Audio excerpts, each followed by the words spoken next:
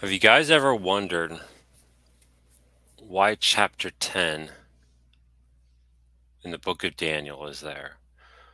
What is its purpose?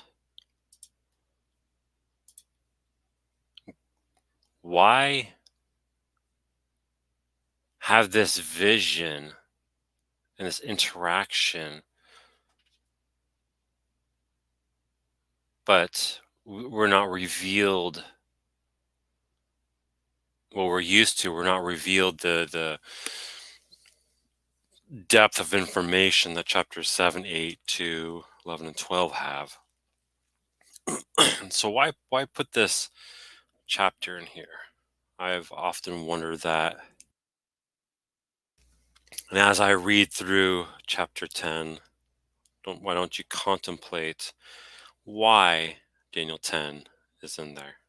Grace and peace to the body. I want to thank everybody who's going to be listening to this live stream and those who listen to it afterwards, after it's been recorded. I also appreciate that. I appreciate everybody's time. I know time is always important to all of us, especially those with family, even those who don't have families. Time is a very important thing. So for you to come here and listen to me talk about the scriptures definitely means a lot to me, and I appreciate that. We're going to be talking about the time of the end.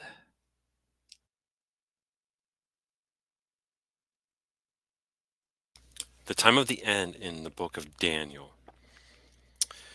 And why the time of the end disagrees with the SDA doctrines. That's going to be my focus. All right. Daniel chapter 10, starting in verse 1. In the third year of Cyrus, king of Persia, a word was revealed to Daniel, who was named Belteshazzar. And the word was true. And it was a great conflict. I'm curious what that that word, great conflict, means. Which one does it?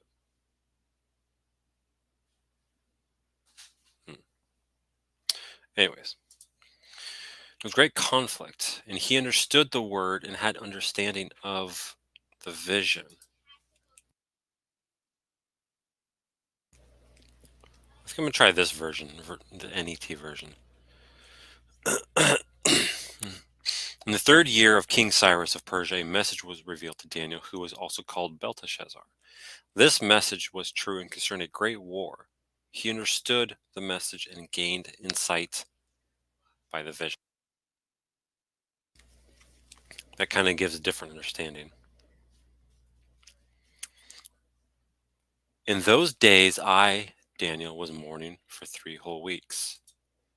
I like this version only because it has these reference notes on there. I like that a lot. I ate no delicacies, no meat or wine entered my mouth, nor did I anoint myself at all for the full 3 weeks.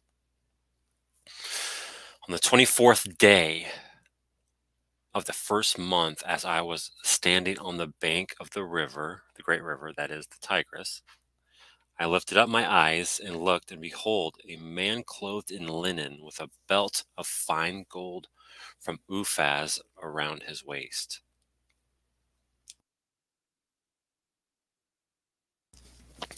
I'm sure this description here will be familiar to you guys. It is found in Revelation chapter 1, describing Christ. But notice here that Daniel was mourning for 3 weeks. I made a community post about this, something that a few days ago I stumbled upon, and it was pretty interesting. So he was lamenting. 3 weeks. So on the 24th day of the first month, as I was standing on the bank of the river, great river, I lifted up my eyes and looked, and behold, a man clothed in linen with a belt of fine gold from Uphaz around his waist. His body was like beryl, his face like the appearance of lightning, his eyes like flaming torches, his arms and legs like the gleam of burnished bronze, and the sound of his words like the sound of a multitude. And I, Daniel, alone saw the vision. Now, I've mentioned this a couple times, and I'm looking for my Bible. I think I left it in the living room. What I have done in my Bible, and I found studying from a hard copy to be much more beneficial for myself. I can comprehend and I can learn a lot better with that as opposed to electronic.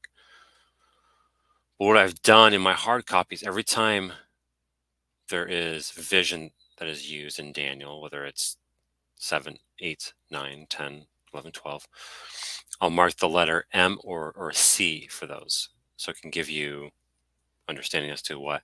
And it's important because and I, Daniel, alone saw the vision. So he saw the mare.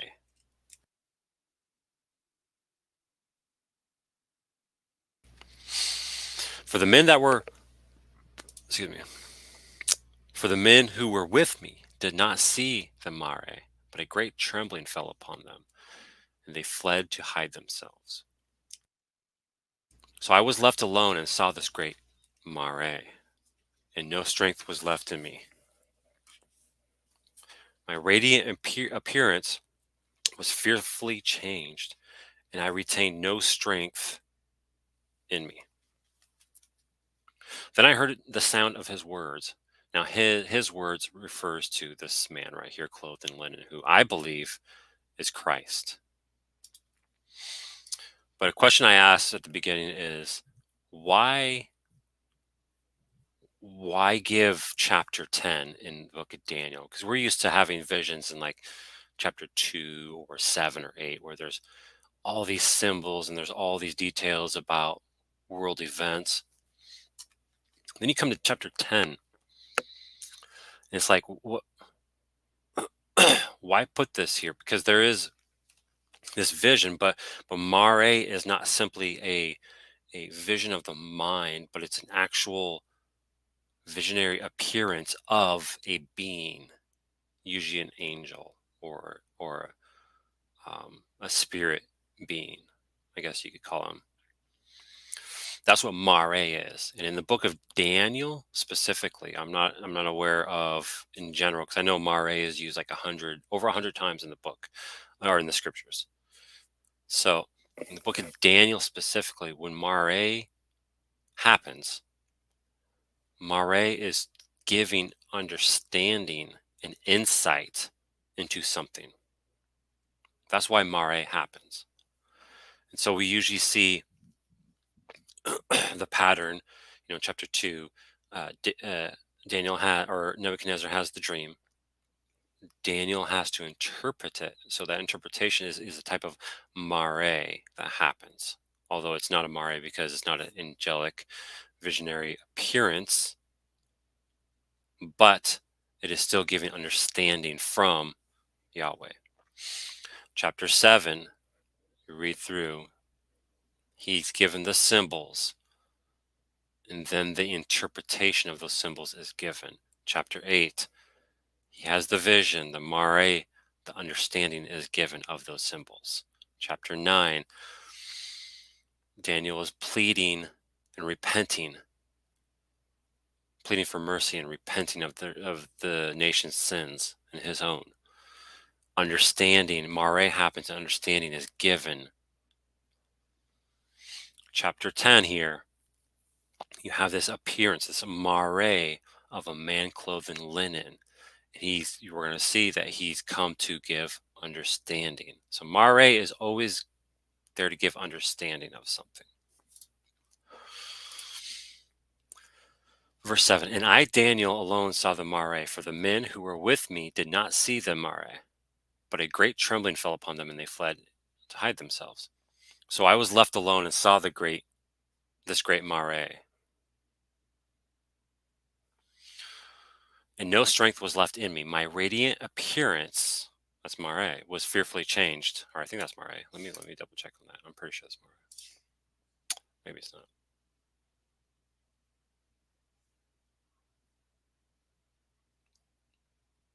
Oh, no, it's not. Okay. That was my mistake. My radiant appearance was fearfully changed, and I retained no strength. And then I heard the sound of his words. Now, his words is the man clothed in linen. And as I heard the sound of his words, I fell on my face in the deep sleep with my face to the ground. And behold, a hand touched me and set me trembling on my hands and knees. And he said to me, O Daniel, man greatly loved. Now, whoever you believe this man clothed in linen is, which I believe is Christ, for that phrase to be said to you by him, I wonder if this is actually Christ, which Revelation 1 is quoting directly from this and saying it is Christ. But to have the pre-incarnate Christ say that you are a man greatly loved is amazing. Absolutely amazing. Oh, Daniel, man greatly loved. Understand. So there it is. Understand the words that I speak to you and stand upright, for now I have been sent to you. And when he had spoken this word to me, I stood up trembling. Then he said to me, Fear not, Daniel, for from the first day that you set your heart to understand and humbled yourself before your God, your words have been heard. So this also something that Daniel does a lot right here is he sets his heart to understand and humbles himself. We see that up here. That's what's talked about up here, where the word and the mare were true, and he had understanding of them. Then and because of that, he was mourning and lamenting, and he ate no delicacies. He didn't bathe. He didn't anoint himself. Drank no wine. This right here is him setting himself, humbling himself before God and seeking wisdom and understanding with a lowly and contrite spirit. This is what that's talking about right there.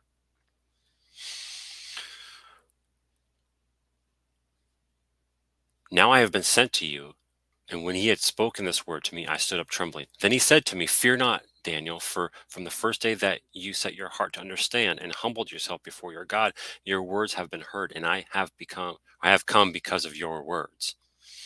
The prince of the king of Persia withstood me 21 days. Now, stop right there. Check that out. I had not made this connection before, but the prince of the kingdom of Persia withstood this man clothed in linen for 21 days. Go back up here. Daniel was mourning or lamenting for 3 weeks. 3 weeks is 7/14/21. So during that time that Daniel was lamenting and humbling himself, seeking God's knowledge and wisdom, the prince of the kingdom of Persia withstood the man clothed in linen. Fascinating. This is showing us that there is actually a war, a struggle behind the scenes that we're not witnessing. And so this lamenting, this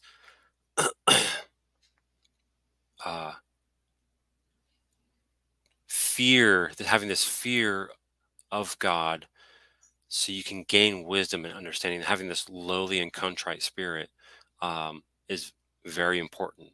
And you see what happens. This prince of the kingdom of Persia is not just the human prince, but it's the demonic forces behind, or the angelic, whatever you want to call it, force behind that kingdom. But Michael, one of the chief princes, now notice, Michael is contrasted with the man clothed in linen, which is, I made a video on Michael not being Jesus Christ. And this is one of the proofs that I pointed out, because Michael here is a different being from the man clothed in linen. The man clothed in linen, I believe, is being Christ.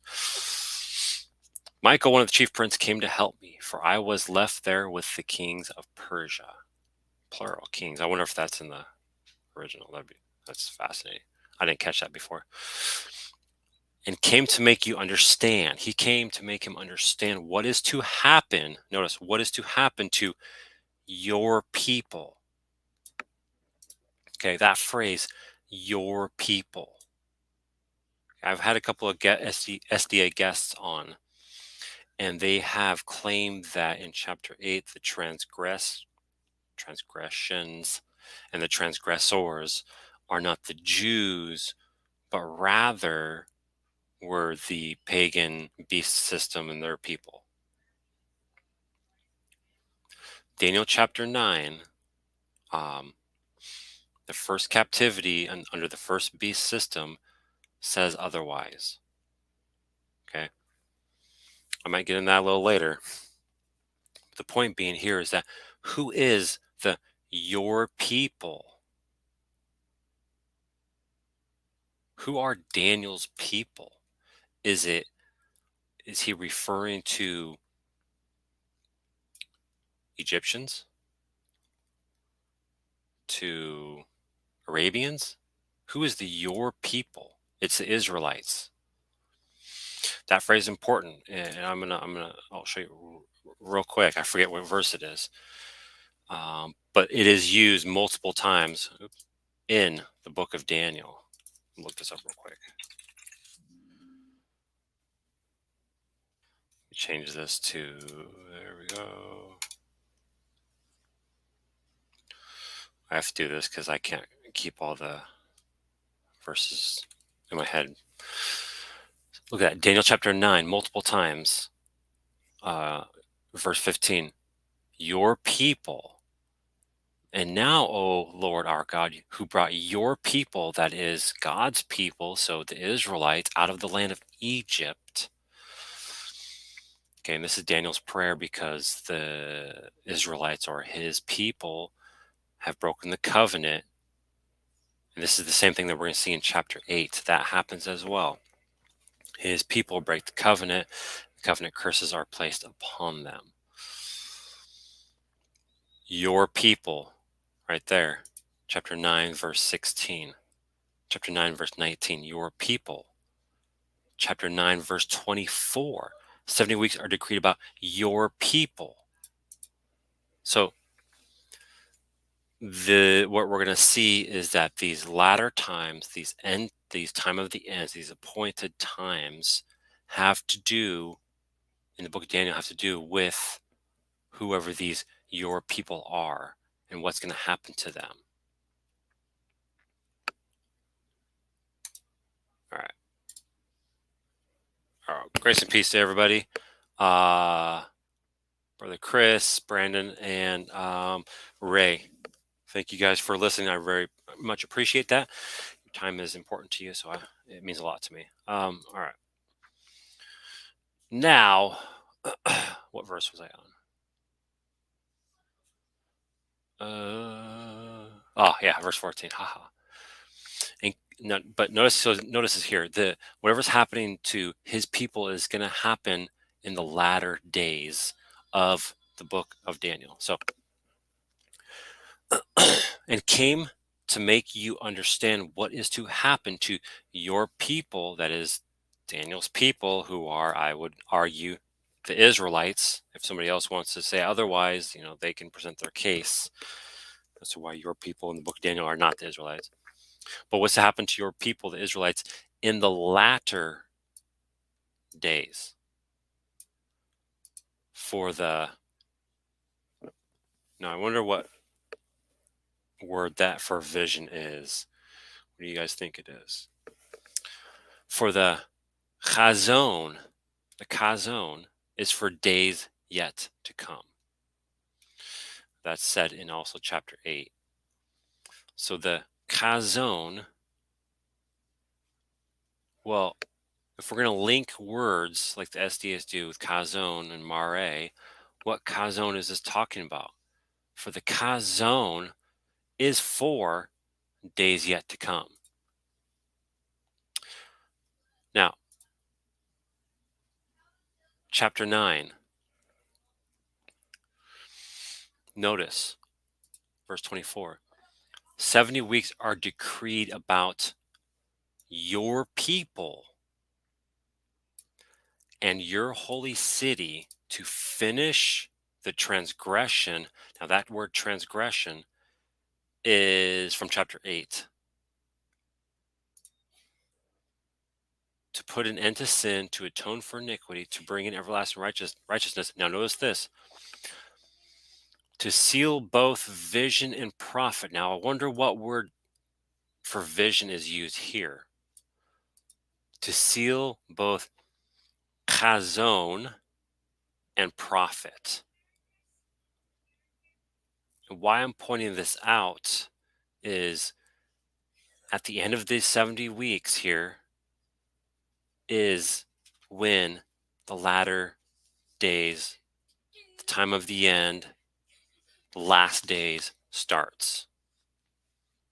So whatever is going to happen in chapter 8 or 10 through 12 or 7, whenever it talks about what happens at the latter end, whatever is going to happen in that time needs to at least start in the 1st century AD and not sometime way in the future or sometime way in the past. But same language.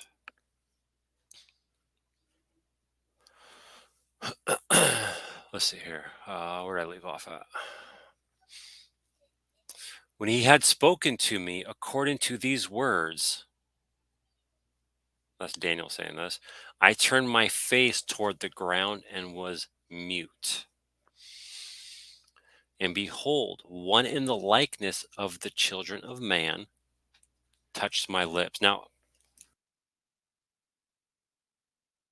I wonder who this one in the likeness of the children of man is. Is it the man clothed in linen? Probably not. Is it a holy one? Possibly, probably. There's a chapter 8, verse 15, there is a mention of one like a man. Could be that same individual. But if that individual is Christ, which may possibly be, may not, then this is somebody else. So fun things to read through, to study, and to try to figure out. Then I opened my mouth and spoke. I said to him who stood before me, O my Lord, by reason of the vision, pains have come upon me, and I retain no strength. So all that's happened is that there's this mare of a man clothed in linen that's happened and has talked to him. And he has these pains. Because look, just to show you, I have it marked in my Bible, but mare, okay. By reason of the mare, pains have come upon me, and I retain no strength. How can my Lord's servant talk with my Lord? For now no strength remains in me, and no breath is left in me. Again, one having the mare, I believe that's mare. Yeah, yep. One having the mare of a man touched me and strengthened me. And he said, O man greatly loved, fear not, peace be with you, be strong and of good courage. And as he spoke to me, I was strengthened and said, Let my Lord speak, for you have strengthened me. Then he said, Do you know why I have come to you? But now I will return to fight against the prince of Persia. And when I go out, behold, the prince of Greece will come. So look at that. Not only are the angelic host that are behind the kingdom of Persia fighting with this man clothed in linen and Michael, but what's coming up next is those behind Greece. Is he behaving? Okay. Sometimes my son likes to test the limits when it's time to go to bed. But I will tell you what is inscribed in the book of truth. Now, I wonder what that book of truth is. There is none who contends by my side against these except Michael, your prince. So I don't know about you guys, but I have often contemplated why chapter 10 is given. What is its purpose? It's not like the other visions that have happened. It's, it's but yet the wealth of information here is awesome, as I've pointed some out. So I kind of touched on, and I'm getting a little tired, so I might kind of not be super focused, but I'll try to be. I already pointed out the latter times here in chapter 10, right? And what's going to happen to your people. And that, and I know an SDA may say, well, who is the your people in the new covenant? I agree. I completely agree. But are we going to contend that Daniel 9, what happens here, which has to do with the latter times, is about new covenant believers, or is it about your people, the old covenant believers? And really, how I explain verse 24 is it points out two things: a finishing up of the old covenant and the bringing in of the new covenant. That's why verses 25 through 27 go into greater lengths as how that is going to be accomplished. But these events,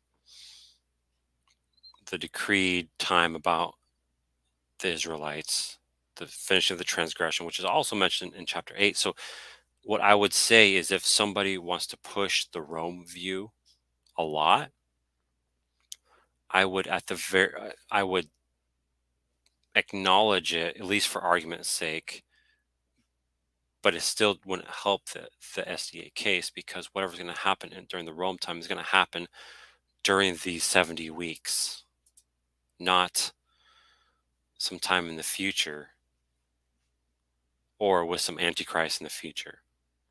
This is happening in the first century because of verse 24, because of the finishing up of the old covenant and the ushering in of the new covenant.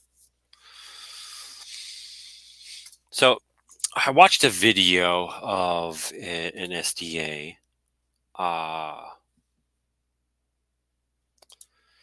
His name is Jamie Russell, and his video was on the time of the end and why it proves the SDA case. Now, so the SDA position on, I'm going to explain it real quick, and you're welcome to look into it in more detail, but I'm just going off my memory, and all this is off my memory. It's not, I don't have notes.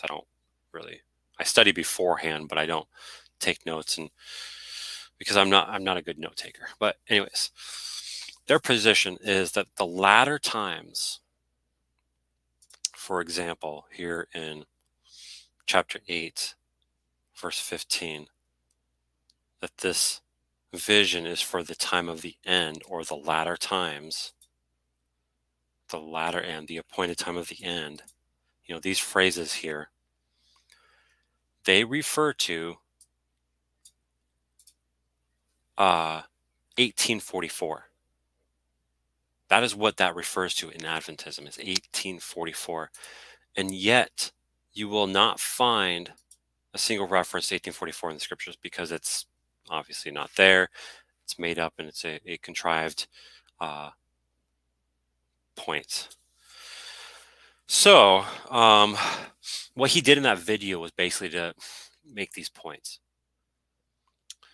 This latter end, this time of the end, then you have here in chapter 7, and I might play the video and walk through it point by point. I don't know. We'll see.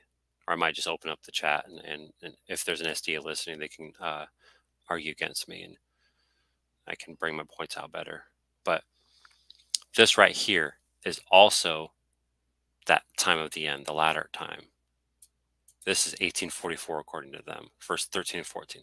I saw in the night visions, and behold, with the clouds of heaven there came one like a son of man, and he came to the Ancient of Days and was presented before him. And to him was given dominion, glory, kingdom, that all peoples, nations, language should serve him. His dominion is an everlasting dominion which shall not pass away, and his kingdom one that shall not be destroyed. So according to the SDA position, this starts in 1844, and this is the latter times. And they connect that with also Daniel 12, 1 through 4. At that time shall arise Michael, the great prince, who has charge over your people. Note that. And there shall be a time of trouble such as never has been since there was a nation till that time. But at that time your people shall be delivered, everyone whose names shall be found written in the book. And so they connect this with Daniel 7, 13, and 14, Revelation 12, and 2 Thessalonians 2 to prove their 1844 position.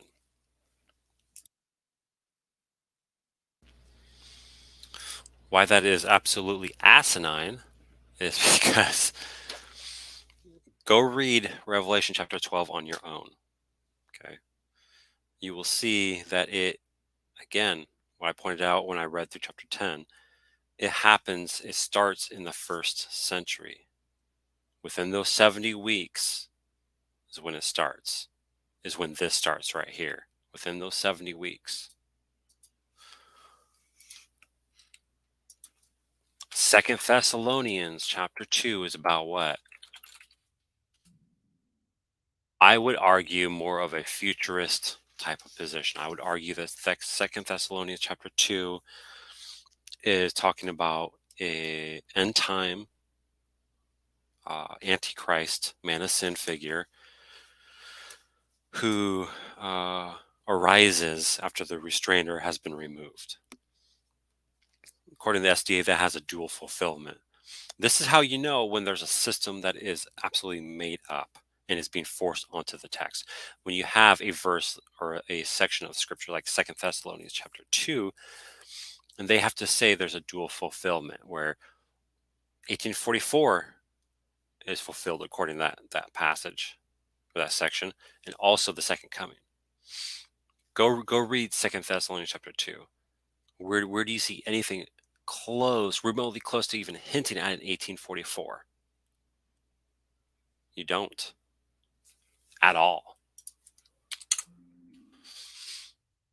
Now, I was going to point something out.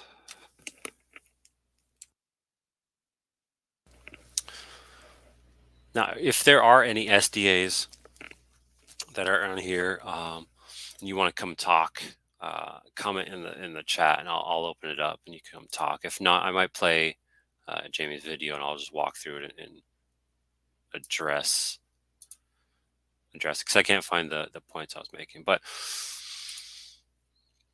let me look it up real quick. Let me see. Oh. Let's see here. All right. Let me see.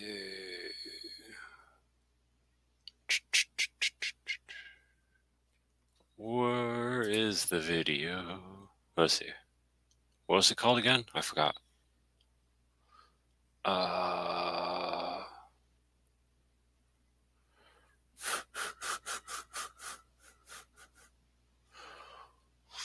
What in the world? I forgot what the video is called. Oh yeah, here we go. Time of the end. So I'll play the video, and if SDA wants to join or somebody wants to join, just comment and I'll bring you on. But I'm gonna play his video. I'm gonna interact with it because I think it'll be more beneficial. Now, let me know if you can hear his audio first.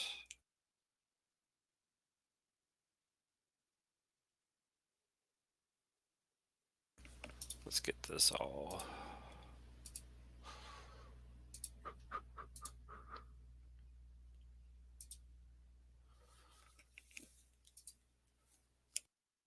Okay, so I'm gonna play the video. Let me know if you can hear the audio, please.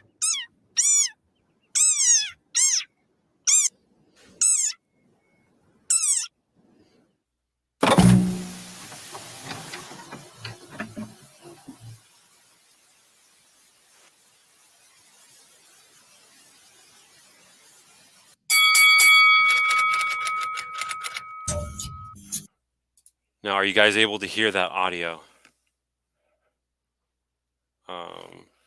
Please let me know. So I don't want to play a video and there be no audio at all.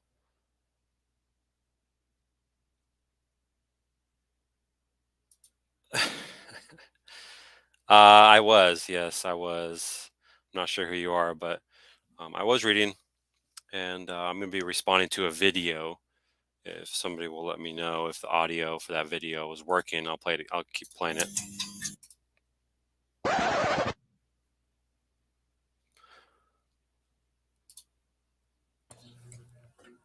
Okay, this is just a quick overview of some key features regarding the time of the end, as we see in Daniel 8 through 12, to demonstrate the connection of the entire book, or the latter portion of the book regarding Daniel 8 forward.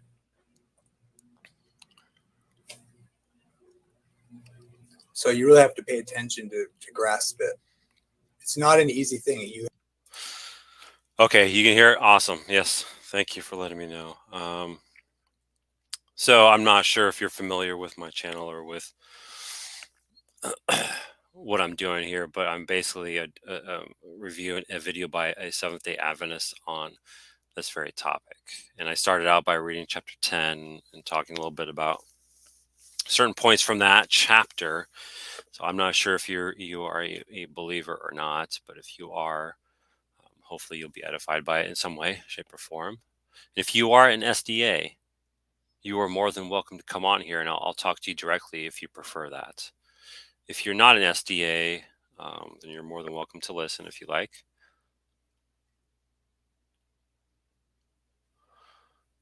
All right. I'll play the video while you contemplate. You have to look at it over and over. You have to consider the different to demonstrate the connection of the entire book, or the latter portion of the book regarding Daniel 8 forward. See, they always want to talk about connecting the book, which I don't disagree with, but they do it in such they do it in a way that the books themselves, or the chapters themselves, I should say, don't do it. And we'll see that as we walk through this video, probably.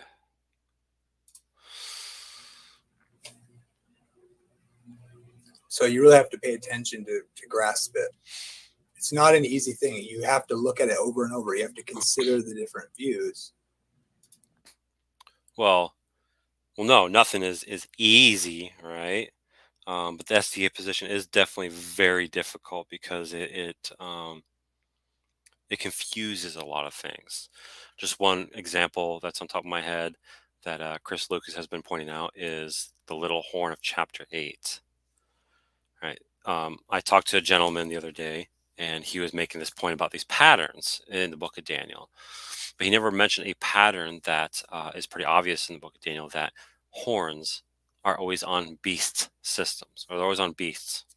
They don't become a separate beast from the beast they rise on. They stay that same beast. So, for example, Greece. Say Greece has 4 horns that rise up in different times. Those 4 horns are still Greece. They don't become Rome. They don't become Medo-Persia, etc. He never mentioned that pattern there, that connection, that important point. And so their view on the little horn in Daniel 8, right, says that it is the 4th beast. But rather, Daniel chapter 8 seems to be talking about the 3rd beast, and all the horns that rise up are a part of the 3rd beast. So stuff like that makes the text hard.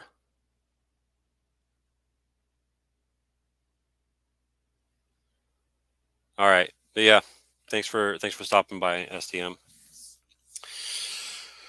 Okay, I'm gonna continue with the video. But when all the details are put together and the focus is properly put on Christ, the Adventist view rises to the top.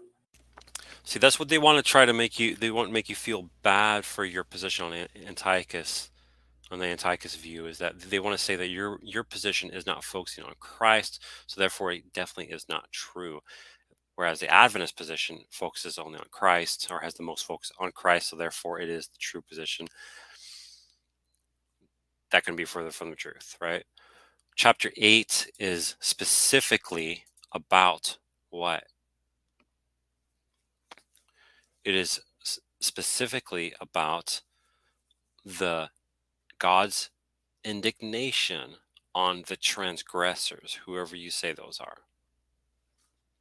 That is the main focus. And how God pours out his indignation or his wrath is through the little horn. That is the focus of chapter 8. You can grab from that pearls of truth that are focused on Christ, but the main focus of chapter 8 is God's indignation and wrath on the transgressors through the little horn power.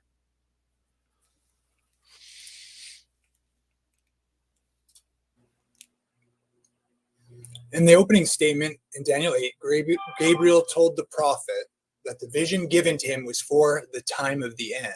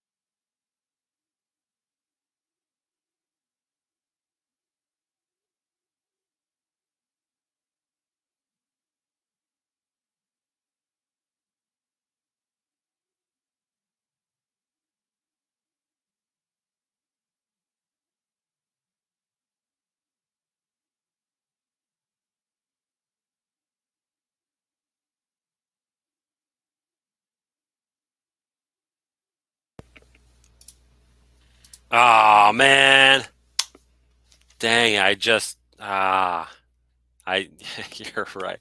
Man, I forgot to uh, unmute my mic, so I was talking that whole time. Darn it! I said some good stuff too. So basically, what I'm trying to point out is, um, chapter 2 talks about. I don't know if you guys heard that, but I'll repeat it. Chapter 2, verse 28 of Daniel talks about. Verse 28 says, "But there is a God in heaven who reveals mysteries, and he has made known to King Nebuchadnezzar what will be in the latter days. Your dream and the chazon of your head as you lay in bed are these." So Nebuchadnezzar was given knowledge, not understanding, but knowledge of the latter days. And that seems to be referring to his whole vision. Chapter 8, which is what Jamie is talking about here, right, talks about the latter end, the appointed time of the end, the time of the end. So just because there's another chapter that uses that exact same word does not in and of itself mean that it is referring to the same time of the end. What matters most is the context within which it is being used. And so even if we were to grant the position that this is speaking of Rome and these are the same latter times as was spoken of in the other chapters, like chapter 12, it still needs to happen in the first century AD, because it coincides with what happens in the 70 weeks. But like I said, what matters most is the context, and the context of here refers to what happens in the Greek kingdom, not the Roman kingdom. Now, up here, verse 12, right? And I point this out. So if we want to acknowledge the Roman position that the chapter A is speaking about Rome, notice this here, that the host will be given over in verse 12 of chapter 8. The host will be given over to it with the regular burnt offering because of transgression. Let me see if I can present my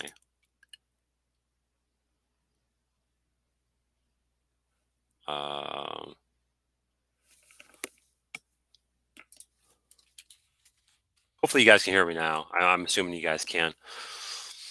Present my oh no, I can't present two. Never mind. Okay, you guys will have to read along with your actually, can I remove? And then no. Okay, never mind. So in chapter 8, verse 12 of the book of Daniel, it says, "A host will be given over to it with the regular burnt offering because of transgression." So if we are to accept the Roman position of chapter 8, that means that little horn activity is going to happen in the first century, because look over here in verse 24. 70 weeks are decreed about your people, your holy city, to finish the transgression. So if we're connecting words and saying because these words are the same, therefore it must be referring to the same time period, that means the events of chapter 8 need to be finished by the time these 70 weeks are finished. Not in 1844, which is not mentioned anywhere at all. What is mentioned is the 70 weeks, which ends in the first century. Some would argue 34 AD, some would argue destruction of Jerusalem. Regardless of whichever position you take, it's still the first century, and that's what is important. Yeah, okay. I think that was the point that I was making. I think that was most of it when I had my mic muted. I do apologize again for that. I hopefully will not do that again. But let's play the video. His explanation then began with the first element, the Persian ram, verse 20, chapter 8. Notice they're color coded because we'll look at the figure. These are the explanation of what? See, the mare is the explanation of, in chapter 8, is the explanation of the symbols that he had seen in verses 3 to 12. That's exactly what it is. And actually, you can include verse 13 and 14. But what needs to be explained are these symbols that Daniel cannot comprehend and understand. Anybody can understand plain language, like I'm going to walk down to the store, I'll be back in 10 minutes. But if you describe it by using symbols and not regular language, you need somebody to interpret that for you. And that's what the Mare in chapter 8 does. See, because they want to say that the Mare does not fully explain the symbols up here, and that you need chapter 9 to give more details. No, you don't. But if we were to connect, if we hold on to my position, this is something else I was going to say earlier. It just dawned on me. It's possible, right, that, well, let me look. Let me read.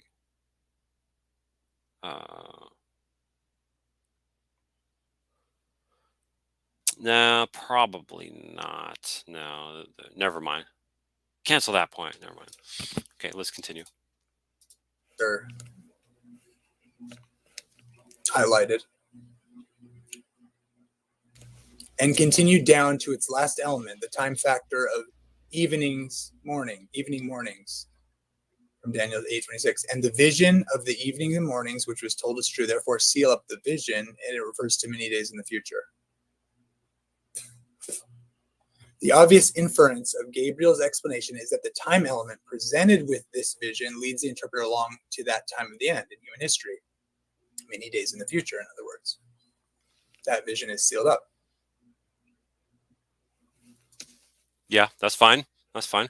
But if we connect all these time of the end, it's going to be in the first century. It's not going to be in 1844. Not even close. You're 1800 years too late. Yeah. Okay. The same point.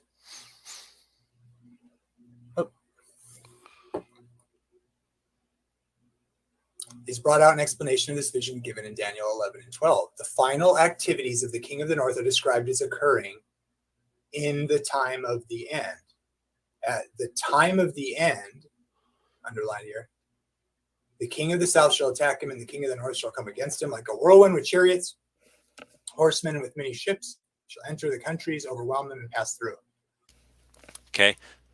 Did that happen? Did these chariots and horsemen do that in 1844?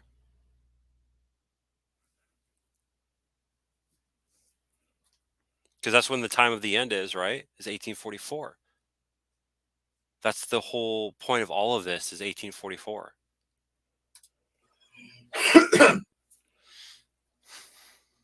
At that time, what time? The time mentioned right before that, the end of chapter 11. This is the first part of chapter 12. At that time, Michael stands up and delivers his living saints and resurrects his dead saints. See that in chapter 12, 1 through 2. At that time, Michael shall stand up, the great prince, who stands watch over the sons of your people, and there shall be a time of trouble such as never was since there was a nation, even to that time.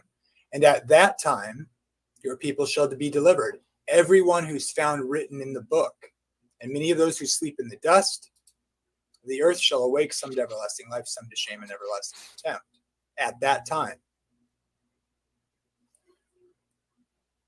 The reference here is to the establishment of the final kingdom of God. This is when the mountain strikes the earth that's cut out without hands and fills the earth.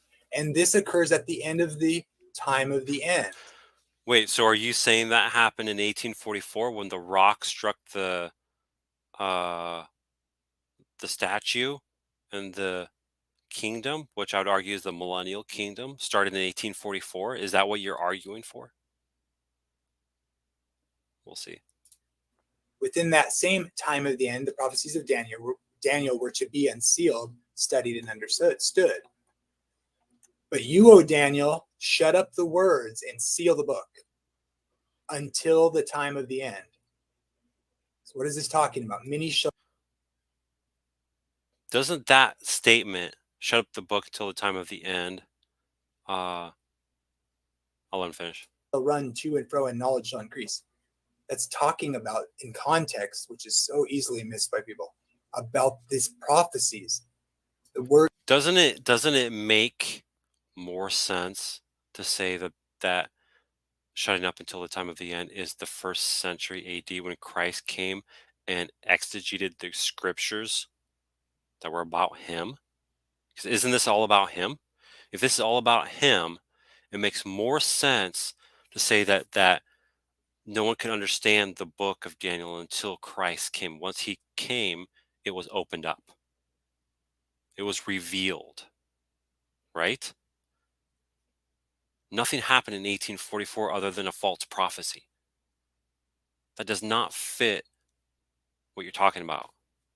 It makes a lot more sense to say it happened in the 1st century because Christ revealed the truth of that sealed book. Shut up the words and seal the book. It's talking about the prophecies of this book in context, not your IQ going up on average across the world and people driving in planes, trains, and automobiles. At least that's not the primary application. How do we know? Because go your way, O Daniel, for the words are closed up and sealed till the time of the end. There's a time of the end that's a period of time that culminates in the end of the world and the resurrection from the dead. Wait. So you're saying the time of the end is not 1844? You're saying it's the second coming? Because if you're saying there's a dual application, that's where you're losing people. That's why people don't believe this stuff. There is not a dual application. And if there is a dual application, it's not 1844 and then the second coming. It's the first coming and the second coming. If you want to do a dual application, it's not. There's no 1844. Nothing about that.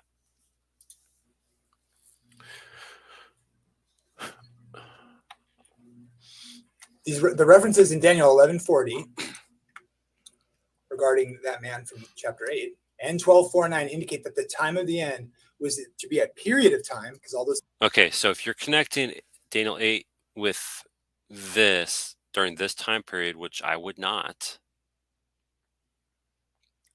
then please explain to us, properly explain to us. I know you guys have to explain your meta narratives and all this extra baggage, but please explain to us a couple of things. One thing,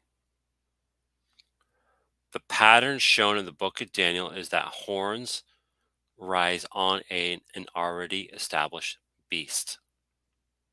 In other words, a horn that rises on, let's say, a bear will not become a leopard. It will stay part of the bear. I'm talking about beasts of chapter 7, if you're not following. If a horn is to rise on a lion, it will remain part of the lion. It will not become a leopard or a bear. This is the consistent pattern that I have found in the book of Daniel. If you want to find some exception, you're more than welcome to and point that out to me. That's the first consideration. Second consideration, when we take all the evidence about how and where this little horn rises, so when it says out of one of them came a little horn, the SDA wants to say, well, no, it's one of them is the four winds. So it's not any specific kingdom that it comes out of. It's just one of the four general directions that it comes out of. But I'm going to point a couple things out to you. I need some explanations for this. it says here that the four horns rise up towards the four winds that are mentioned in verse 8 here of chapter Daniel 8. So this little horn, let me just, I'll share since I'm talking for a while. I'll stop sharing this and I will present. Can I present my? Okay. And I'll present my, so I forget that you guys aren't following along. So I forget to tell you. So out of one of them, that is one of the four horns that rise in the four winds of heaven. So in other words, this little horn will rise from one of these four horns that are at the four winds. It's a distinction without a difference. Notice here in the explanation that the divinely inspired interpretation of that. Notice what the script, what it says here in verse 23. At the latter end of their kingdom. So towards the end of their kingdom, who's the there? The there is these four kingdoms who are the four horns in verse 8 that we just read. Okay. At the latter end of those four horns kingdom, a king of bold face shall arise. So this king of bold face arises from one of these four kingdoms, not one of the four winds generally, but one of the four kingdoms that are at the four winds. To prove that even more, verse 4, and as soon as he has risen, that is Alexander the Great, his kingdom shall be broken and divided toward the four winds of heaven. See, so his kingdom is broken into four. Doesn't say four here, but it's four from the chapter 8. Okay, his kingdom is broken and divided toward the four winds of heaven. Pretty clear. So how can you say with your SDA position that the little horn of chapter 8 is not a part of the Greek kingdom, but is actually the fourth beast of chapter 7, and yet the little horn of chapter 7 did not arise from the leopard? Okay, explain these things to us. We need this to make sense, because if this is connected with what you're reading in chapter 12, then it has to be Rome. And if it is Rome, we need this explained. I have yet to hear a decent explanation of this. That is that, and then the 2300, which does refer to the activity of the little horn, not just the whole vision.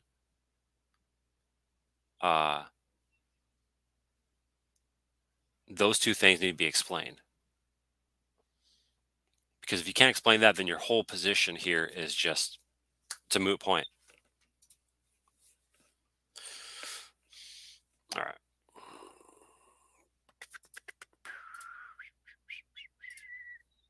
Now let me present the video. All right, let's continue. I'm not sure how to have both that and the eSword on at the same time. I do apologize. Those things have to occur, and that the prophetic time periods referred to in Daniel 8:14, 26, 12:7, and 11 lead up to that final period. Wait. 8:26.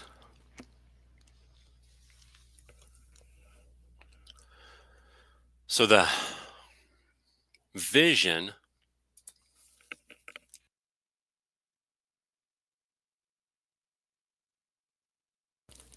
all right. So the mare,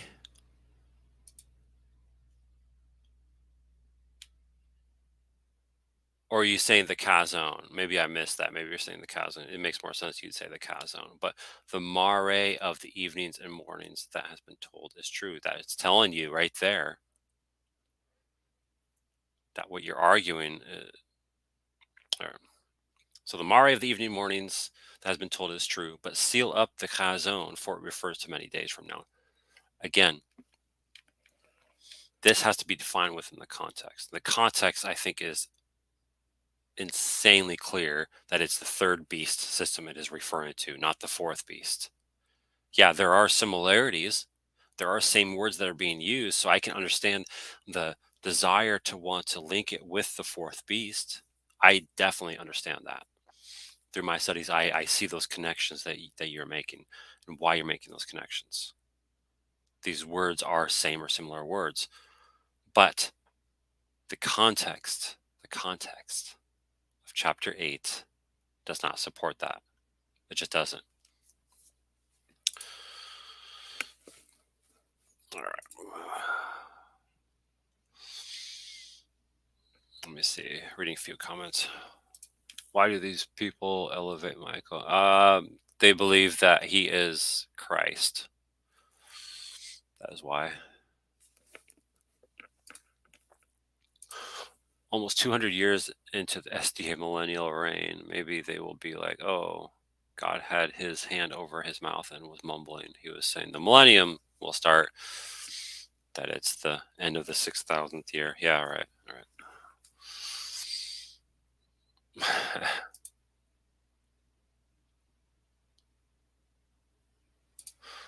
All angels bow down to Christ. Amen. Nicholas Arthur would say, I'm not sure who that is. Nicholas Arthur. I'm not really good with names. I do apologize. Nicholas Arthur would say that the little horn of Daniel 8 is the papacy, but he would not say it's Rome. That's the difference between SDA and other historicists that try to say the little horn is Rome. Okay, I see. I follow you. Okay. No worries. Yeah, you're good. All right, let's continue with this video. Since the prophecies in Daniel 7 and 8 and 10 through 12 all lead up to the time of the end, which is Well, there's another assumption there, right? That they all refer to the same time of the end. Okay. This is kind of obnoxious that I have to stop sharing, but let's do it. The time of the end that is mentioned in chapter 8 is not the time of the end that is mentioned in chapter 12.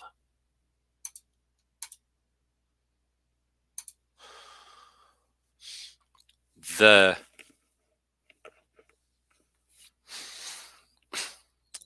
the time of the end mentioned in chapter 8 is what? Let's read. Verse 17. So he came near where I stood. And when he came, I was frightened and fell on my face. But he said to me, understand, O son of man, that the vision is for the time of the end. Okay, so there's what's going to happen here. Let's make sure it's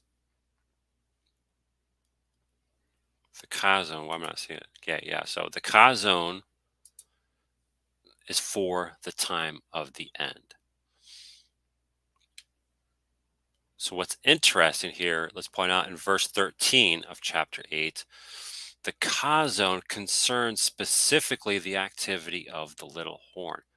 That is the focus, and that is why it says here the chazon is for the time of the end, because the time of the end is when God's wrath, and I'll show this here in a second, his indignation is poured out on the transgressors through the activity of a little horn here.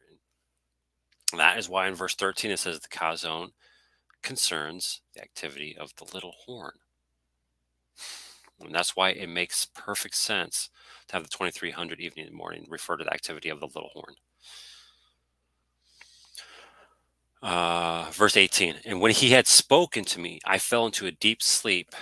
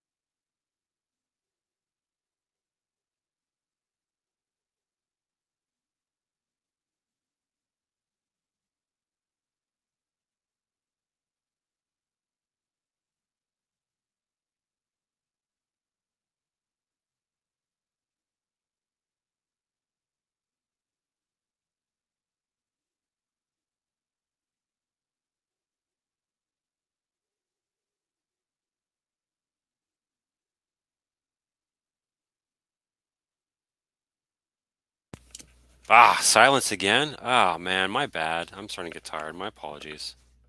Dang it.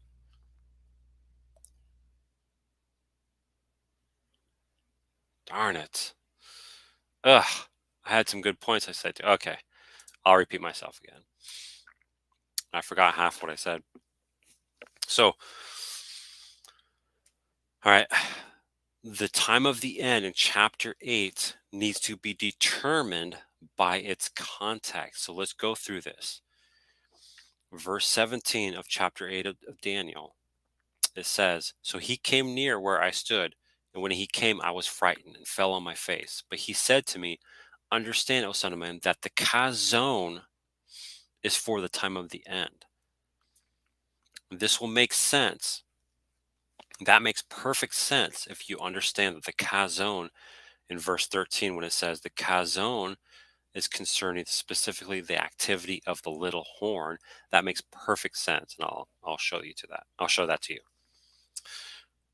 Show you to that. I'm getting tired. So this chazon is for the time of the end. So that tells us that we're not going to start the chazon with the ram. Okay. Time of the end is not starting with the ram. So this chazon needs to be started whenever the time of the end is. And we're going to find out in verse 19 when that is. Verse 19, he said, Behold, I will make known to you. So what he's going to talk about in verses 20 through 25, he's going to make known to him what shall be at the latter. Now, notice this. He's going to make known what shall be at the latter end of the indignation. For this indignation that is God's wrath being poured out on the transgressors mentioned in chapter 8 through the means of the little horn, for this latter end of the indignation refers to, notice, refers to the appointed time of the end. Okay? So this time of the end in chapter 8, if we want to say it's in Rome, I'll point something else to you here in a second, but it's during the third beast system that God's indignation on the transgressors is poured out, and that is referred to the appointed time of the end in chapter 8. So this chazon refers to that. And that is why here in verse 13 it says, For how long is the chazon concerning the activity of the little horn, which tramples underfoot the sanctuary, the host, and the daily. Okay. But if we are to grant, okay, if we're going to grant that it is Rome, then that means that this latter end of indignation, for refers to the appointed time of the end, is talked about in chapter 9. Specifically, verses 25 through 20, or 26 and 27, excuse me. Verse 26, 27 reads, and this is important because, right, because chapter 8 is talking about God's indignation, and that is what the time of the end refers to. Is because of the transgressors and the transgressions. The 70 weeks are about finishing up the transgression. Okay, so there's that link there if we want to make it Rome. What else is interesting is that at the end of these 70 weeks, the chazon is sealed up. Okay, so the chazon is not going to go into 1844. It's going to be sealed up at the end of the 70 weeks. Verse 26, after the 62 weeks, which is 69 weeks, the Messiah shall be cut off and shall have nothing. And the people of the prince who is to come shall destroy the city and the sanctuary. Its end, that is the city and the sanctuary, shall come with a flood. And to the end there shall be war. Desolations are decreed. Now, This is why, if it is Rome, this is linked with chapter 8, with the events in the 1st century. Okay. We just talked about the indignation, that is the time of the end in chapter 8. During the first beast system, that is the lion, okay, that happened. God's indignation was poured out on the Jews, who were the transgressors, and they were said to be made desolate. Okay, desolate. Verse 18 in Daniel's prayer. Oh my God, incline your ear and hear, open your eyes and see our desolations and the city that is called by your name. For we do not present our pleas before you because of our righteousness, but because of your great mercy. So the prayer, what happened to them under Nebuchadnezzar and Babylon, resulted in their desolations. That was because God's wrath, indignation was poured out on them. So if we're going to say the indignation, which is the time of the end in chapter 8, it does happen in the 4th beast in Rome, and that means it is the same time that verses 26 and 27 of chapter 9 is talking about. These desolations, this sanctuary and this host and the city to be trampled on. He shall make a strong covenant with many for 1 week. We know who did that, the Messiah. And for half the week he shall put an end to sacrifice and offering. And on the wing of abominations shall come one who makes desolate, until the decreed end is poured out on the desolator. So I think I've made the connection pretty clear, even though I did have my mic muted when I first made the point, but I cut some of the extra talk out and I made my point pretty clear. All right. Stop that. Share, because I forgot if there's something else I wanted to say to what he said. So we'll play his video.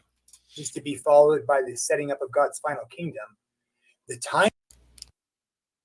Okay, so if the kingdom is set up, and we're going off of Daniel 8, which is connected with Daniel 9, as I pointed out, if it is Rome, then that means the kingdom was set up in the 1st century, not 1844, or not at his second coming. Time periods mentioned in these prophecies should naturally be seen as extending through history unto the time of the end. In the sweep of history described in the. Why should they be naturally understood that way? They're naturally understood within their context first. Prophecies that extend from the prophet in the 6th century BC, Babylon, when Daniel wrote, to our time, and even beyond till the second coming. The literal time periods of 3.5. So why hasn't he mentioned 1844 as the time of the end, which is the SDA position? Let me see. I didn't have this part ready, so do forgive me, but I'll try to talk while I look. Let's see. I'm going to read their commentary if I can find it, because the commentary does talk about it. But a lot of times when they talk about it, they'll say it has a dual fulfillment. It refers to this and also this. So a lot of times for SDA's dual fulfillment means they want to try to slip in 1844, but they're actually also acknowledging what the text is saying, which is pretty crazy if you think about it and you read that and you believe that. Let me see.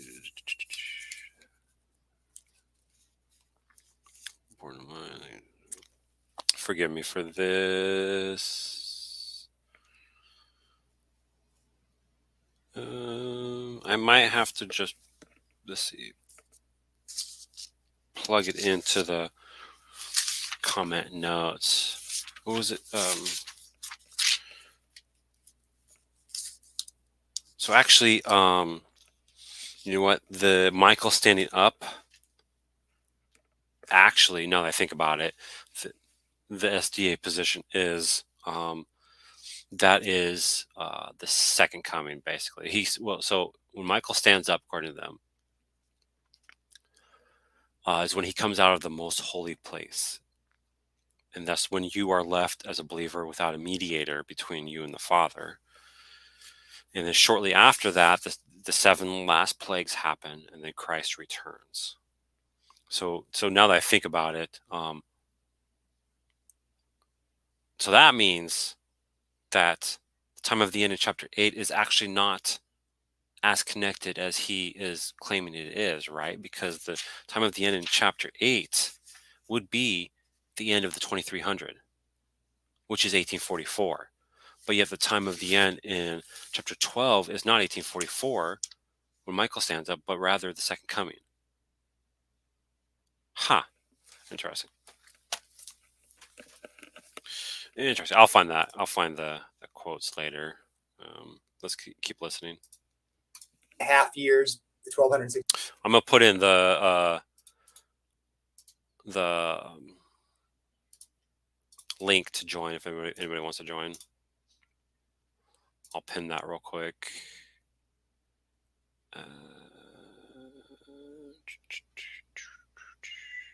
Where do I go? Oh yeah, I go to my channel. Haha. Let's see here.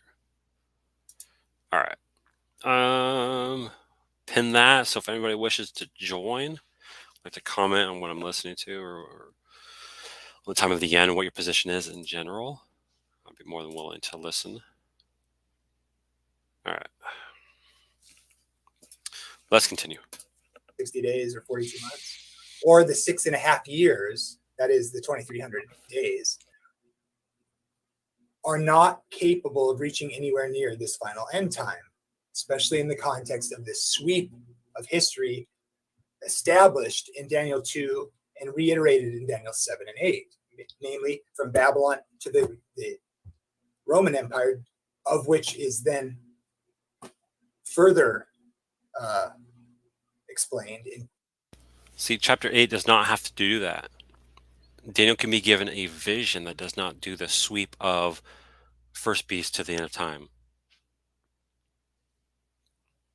You're assuming that chapter 8 has to do that when the context is amazingly clear that it ends with the third beast. The time of the end of chapter 8 ends with what happens in the third beast system. Insanely clear. Now, I say insanely clear, but I do understand, like I said, with these words, these connections, it can be easily mistaken.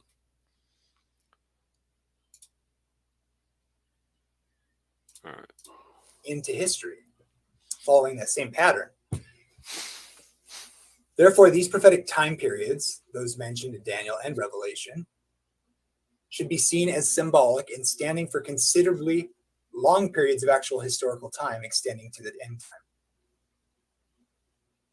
Why is that true? Because it sets the pattern of sweeping time that everybody accepts.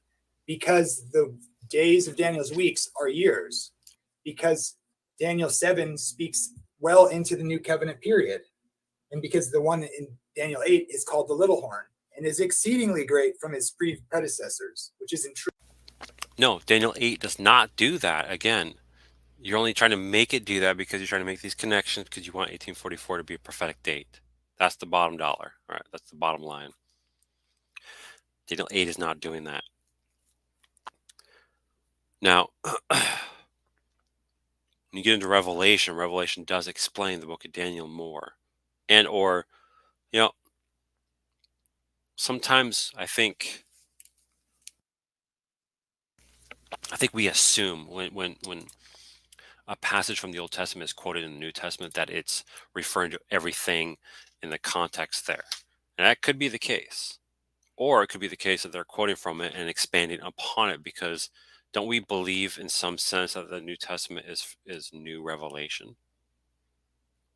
I mean, there is fulfillment of the old, but then what does that fulfillment do? What does it look like? Is there anything else, or is it done? So there is further revelation in the New Testament. I do believe that. And there is, I don't remember if he goes over Revelation 12 in this, but Revelation 12 is connected with Daniel chapter 12. And that is important because the SDA is there as well. And if you notice all these places, whether it's Daniel 8, Revelation 12, 2 Thessalonians 2, and a number of other ones, Daniel 7, 13, 14, they have to insert their quote unquote meta narrative, their um, great controversy theme, or their parallels when the text does not do it. Because Revelation 12 proves my point and not their position. They have to insert the great controversy theme into Revelation 12 in order to make their position true. And that's how you know that they are not handling the scriptures properly and they do not have truth.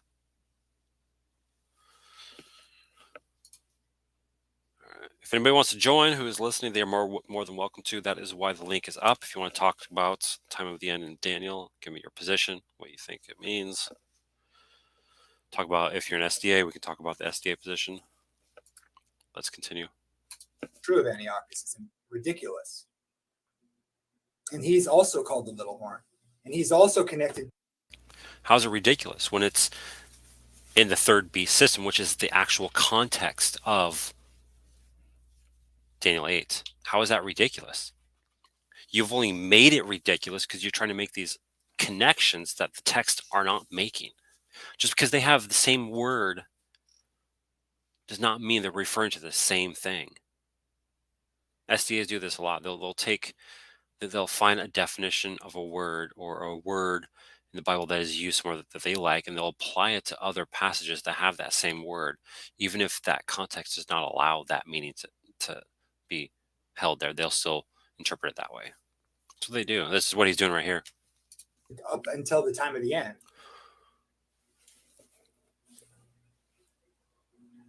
Notice how it says literal time periods of 3.5 or 6.5 years, meaning the 1260, 3.5 years, or 42 months.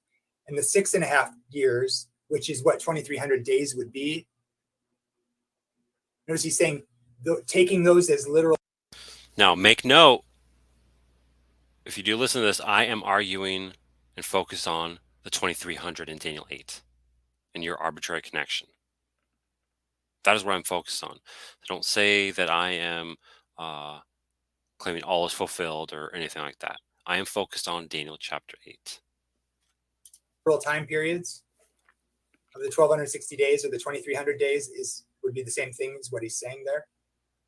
If we take these as literal time periods of 1,260 literal days or 2,300 literal days, they're not capable of reaching anywhere near the final end time. But the figure in Daniel 8 is clearly connected to the time of the end, down to still future.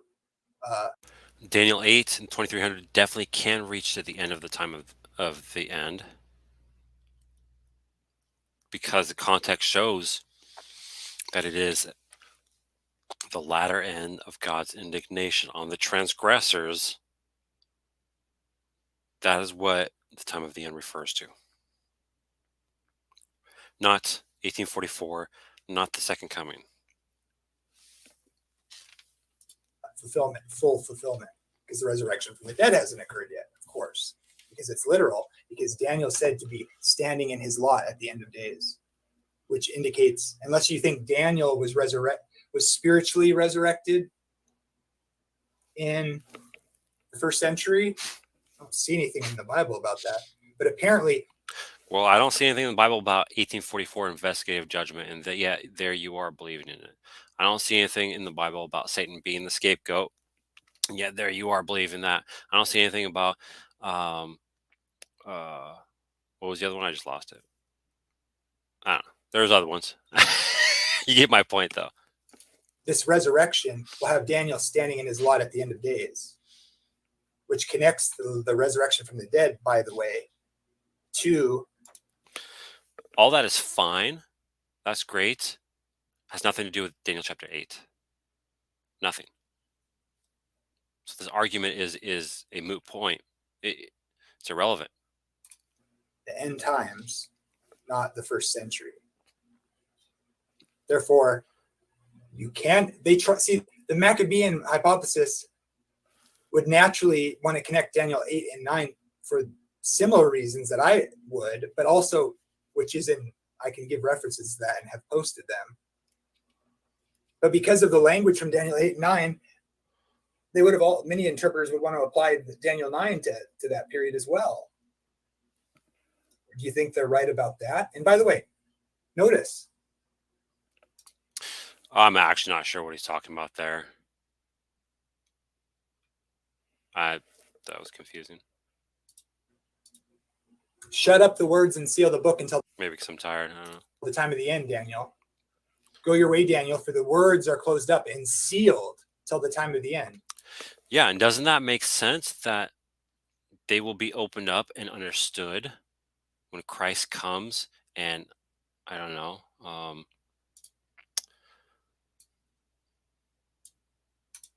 Luke 24, 44 to 48 or 49. Luke 24, 44 to 49. Then he said to them, this is Christ, these are my words that I spoke to you while I was with you, that everything written about me in the law of Moses, the prophets, and the Psalms must be fulfilled.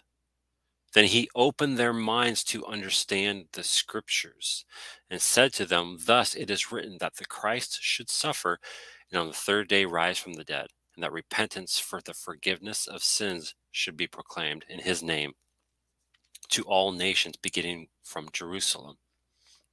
You are my witnesses of these things, and behold, I am sending the promise of my Father upon you. But stay in the city until you are clothed with power from on high. Doesn't it make more sense that when he opened their minds to the scriptures in verse 45, that the book of Daniel was opened up? That if it is Christ-centered, as you argue, which I'm not disagreeing with, but if it is Christ-centered, then it was revealed to them and opened up to them in that first century. Does that make more sense than in 1844? I'm going to say it again. What happened in 1844? What happened in 1844 that would open it up and reveal a false prophecy of Christ's second coming? What's that going to do? Nothing. Nothing. Well, it's going to show that they're a false prophet, and then the people who follow him are hopefully ignorant.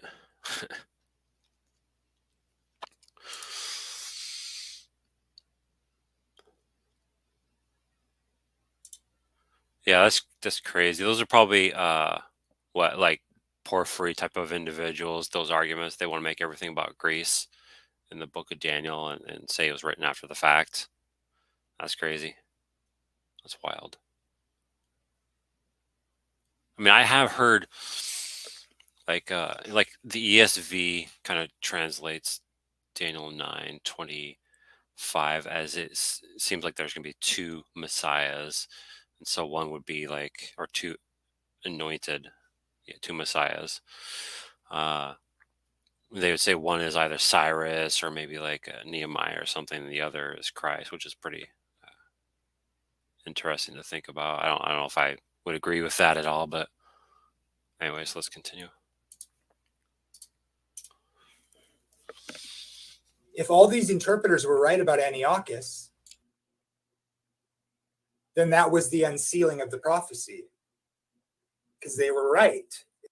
Again, the unsealing happened by Christ in the first century. So what's your point? If you're saying they were right, if the majority of interpreters were right, then the time of the end has to be the first century. Majority of interpreters. Where'd you get that from, that majority hold to this position?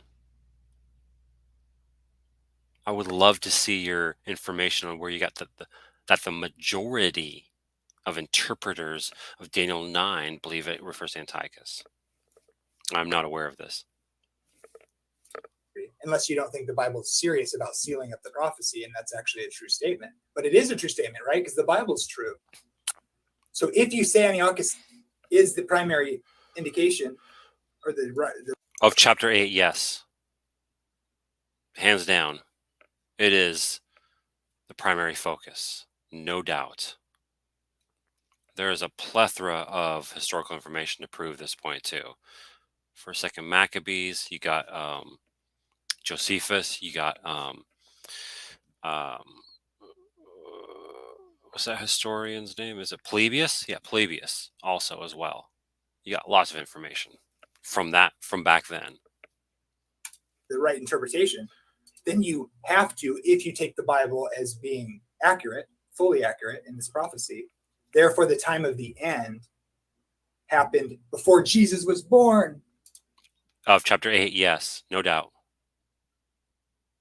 Chapter 8's time of the end refers to the latter end of God's indignation on the transgressors. That is what chapter 8's time of the end is, no doubt. And yes, that happened before Christ's birth, but if we do want to place it in the after his birth, then it refers to what chapter 9 talks about in 70 AD. Not 1844.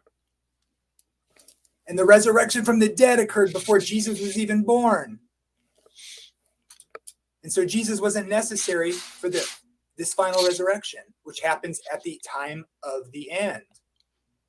Not for chapter 8. Not at all for chapter 8.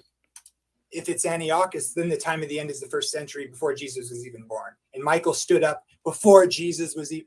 That's heretical. But let's say that you're absolutely correct, that all of them are connected. It still happens or starts in the first century AD, not 1844. You still have not proven 1844. The only way you can prove 1844 from the book of Daniel is the 2300, which is why you have to do all of this connection so that you can prove 2300 are years and they stretch out to 1844. But you haven't proved that. You can't. Sorry to say. That's ridiculous. 1844 is pretty ridiculous.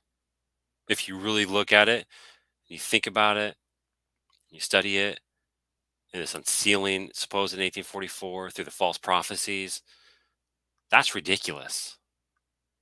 And that's part of the gospel. That's heresy.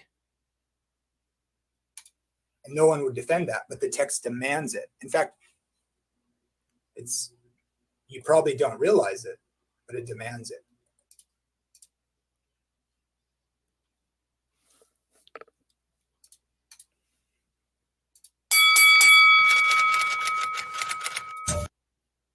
That was it. I thought there was more about Revelation 12, 2 Thessalonians too, because the time of the end in 1844, they do connect with Revelation or 2 Thessalonians 2. Let's go to that real quick. So let me pull their commentary. Again, I wish I was the type of person who could prepare notes properly. If I was, make things a lot easier.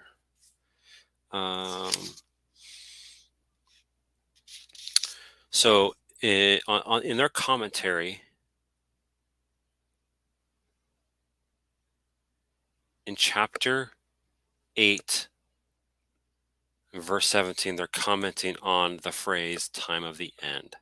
Okay, this is the SDA commentary. I've used it multiple times in my live streams. It's a volume 4. It's the SDA commentary, and it's commenting on Daniel chapter 8, verse 17. And he's commenting on the phrase time of the end. And I quote, "The vision reached until the time when the desolating power would be destroyed. An event associated with the coming of Jesus." 2 Thessalonians 2, verse 8 is their proof text for that. The fact that these events represented in the vision will be fulfilled at the end of this world's history must be borne in mind when seeking an interpretation of the symbols of the vision. Any exposition that finds a complete fulfillment of the vision in an early period, such as in the time of the Maccabees, see on Daniel 8:25, falls short of meeting fully the angel's specifications and must be considered erroneous and misleading, end quote. And that was what Jamie was saying. Now, why didn't he mention 1844 here? I thought the time of the end ends when the Chazon ends. And if that is the case, if that's what happens, then that's 1844. And if it's 1844, then what are you doing talking about the second coming? Is there a dual fulfillment? Let's be clear when we're talking about these things. Commentaries. Sometimes commentaries can be more confusing. But let's go to 2 Thessalonians 2. 2 Thessalonians chapter 2. And this is just another example of them inserting their 1844 great controversy theme. Revelation 12 is another prime example. And he used he used Revelation 12 in that video we watched. Revelation chapter, or 2 Thessalonians chapter 2, verse 1. Now concerning the coming of our Lord Jesus Christ. Now, what is that coming? Is that the second coming? I think from chapter 1, it pretty clearly is the second coming. But I'm actually curious what their commentary says.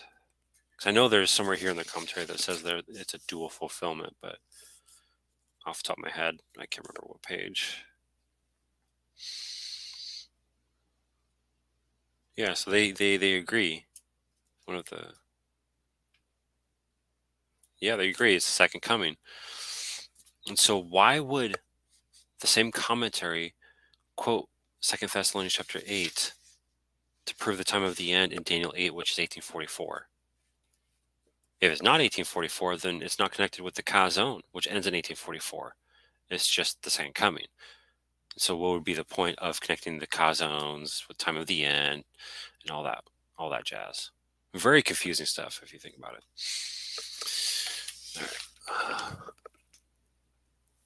All right. Give me 1 second.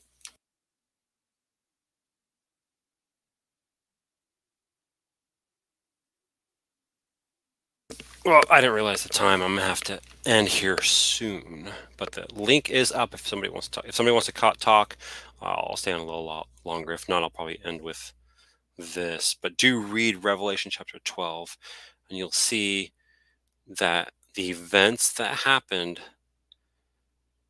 in Revelation 12, which is linked with Daniel 12, start in the first century.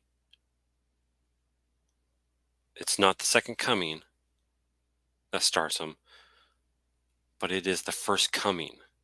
That is why the events in Daniel 11, 36 to the end of 12, or 12:4, start in the first century and refer to the events in the first century. That is why. All right. Verse 2, or I'll start verse 1 again. Now concerning the coming of our Lord Jesus Christ and our being gathered together to him, we ask you, brothers, not to be quickly shaken in mind or alarmed either by spirit or spoken word or letter seeming to be from us, to the effect that the day of the Lord has come. It's almost like what SDAs are kind of saying, right? 1844 is when that happens, because they say there's a dual fulfillment here. I know they do. That 1844, because the restrainer was removed, which they say is Rome,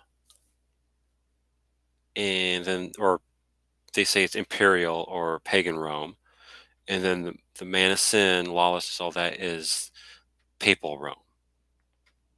And so that happened. So they see a dual fulfillment in this. It's like mixed together. 1844 and then second coming. Let no one deceive you in any way. Oh yeah, we read that. Yeah. Or no, we didn't. Never mind. I'm getting really tired. Let no one deceive you in any way, for that day will not come. That is the day of the Lord, unless the rebellion comes first, and the man of lawlessness is revealed. So this day of the Lord will not happen until this happens first. The son of destruction. Now, I do hold to a more futurist understanding of this. I do believe that this refers to an individual that is to be revealed um, in the end times. Now, one of the reasons why I do it, because I'll leave this to you guys to study, but I believe Second Thessalonians 2 from verse 1 down to verse 12 is paralleled with Revelation 20. You can go ahead and read it. You'll see that it's pretty much the same thing, same events happening. And that is big if that is the case. I'd be willing to hear arguments for other positions, but the parallel is pretty strong there. And if, like I said, if that is the case, huge implications for millennial views, eschatology, huge implications, man. Verse 4, who opposes and exalts himself against every so-called God or object of worship, so that he takes his seat in the temple of God, proclaiming himself to be God. See, so this is, right, this is coming from Daniel. And so that's why people want to link it with Daniel. And so this is kind of what I mentioned earlier, is if this is alluding to Daniel, amongst other, like Isaiah 14, Ezekiel 28, if this is alluding to Daniel, is it taking that imagery from Daniel and saying, all of that, including the time prophecy, I am referring to? Or is it saying that shadow, I'm referring to that shadow and saying there's going to be a future event that's like that, and it's going to happen in the future? Which one is it? I don't know. Do you not remember that when I was with you, I told you these things? And you know that what is restraining him now, so that he may be revealed in his time. For the mystery of lawlessness is already at work.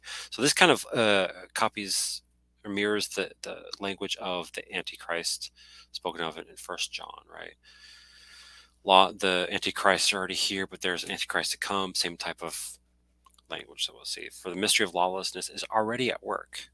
Only he who now restrains it will do so until he is out of the way. And then the lawless one will be revealed, whom the Lord Jesus will kill with the breath of his mouth and bring to nothing by the appearance of his coming. Now, if 1844 was a coming, which they do say it was a coming, where is that spoken of? Where do we see 1844 as a coming in any of Scripture?